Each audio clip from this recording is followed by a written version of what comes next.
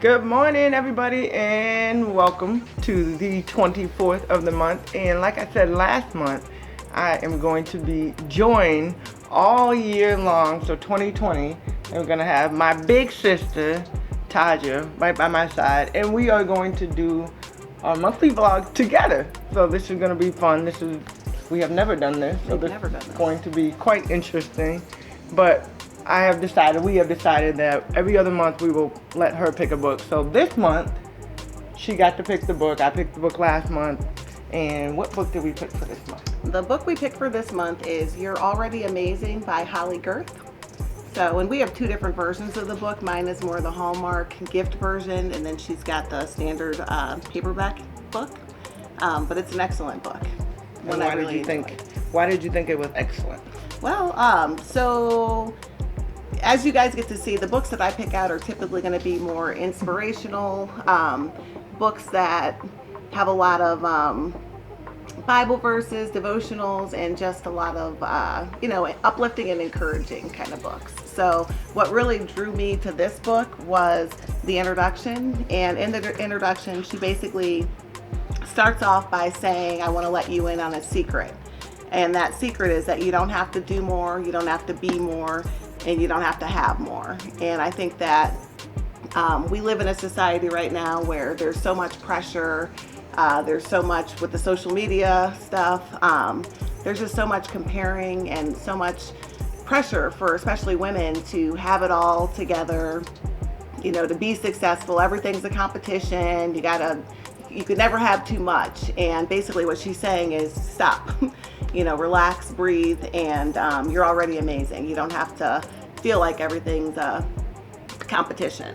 Yeah, and I think that probably that is the underlying theme throughout the whole book, is really making sure that every once in a while it stops and just says, you're already amazing. You don't have to do anything else. You don't have to think about anything else. Mm-hmm. And, I think as you look through the book, it really gives you opportunity. You like a lot of journaling book too. Mm-hmm. So a lot of the books that you pick will have the journal aspect and being able to kind of, you have to sit still, walk through think through your life, mm-hmm. walk through your life in your mind, and then write it down. So what were some of the things that you pulled from here? Sure, and one thing I didn't mention too, so the book is You're Already Amazing, but the whole purpose of this book is embracing who you are and becoming all that God created you to be. Mm-hmm. So as I mentioned, the first point I think that I took away is that we're in a society that's obsessed with competition.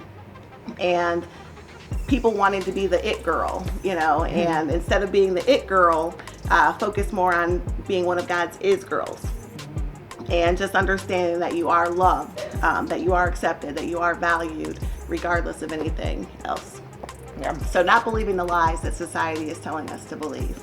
And I think one of the things that I liked about the book is more so toward the end, just action steps and things to now what are the next steps? Mm-hmm. What are you going to do? You've gone through almost the whole book and thinking about where you are, thinking about where you want to be, kind of what you just said. How do you get to being one of God? Just not thinking about being that it girl, but being really consumed in God's alignment. Mm-hmm. So, for me, it's all about next steps and really trying to take a deep breath, which I know you're yeah, right. Mm-hmm. Take a deep breath and really start thinking about, how do I realign my life, moving forward? And, I think a lot, obviously this is the 24th of the month, and, last month we dealt with the passing of Kobe and his daughter Gigi and the other passengers that were on the plane. And I think for me, it really jolted my life.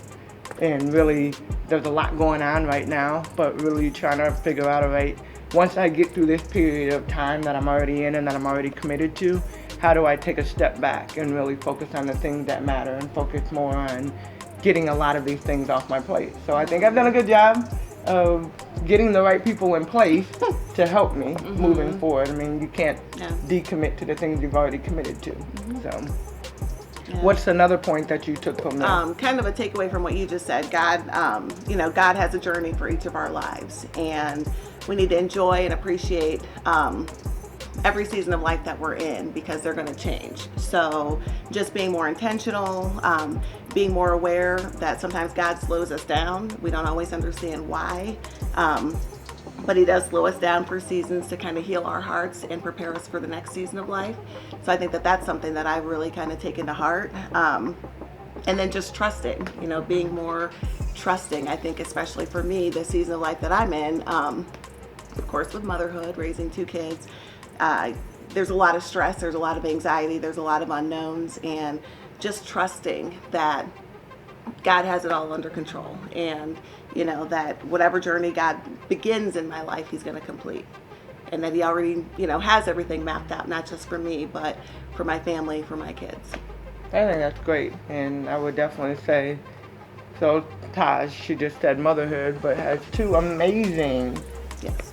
young boys in her life right now. And it's funny because when you look at just our life and our journey, I mean, growing up, and our parents were divorced, and we moved in different places and moved around a lot throughout our whole life anyway, just in general. But I think the big thing is now where you are, like when you fast forward to where you were and where you are now, like just being able to see the shift and the change in your life. And you're amazing. Well, She's amazing. She's amazing. Thank you. That's what the book says. Yeah, you're already amazing. You don't have to do anything else.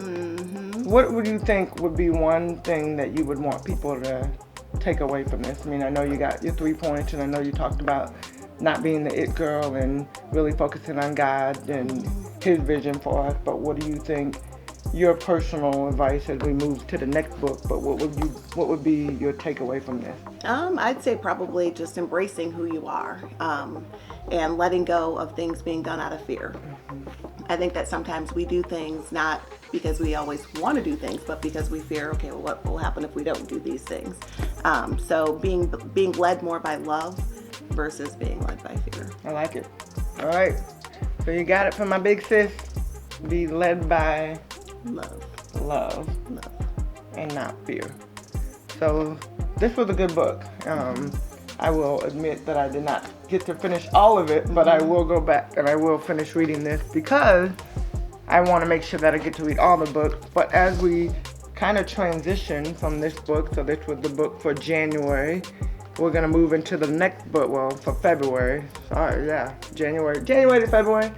As we move into the next book, I'm going to present you with this book, but our next book will be Exponential Living, Stop Spending 100% of Your Time on 10% of Who You Are by Sherry Riley.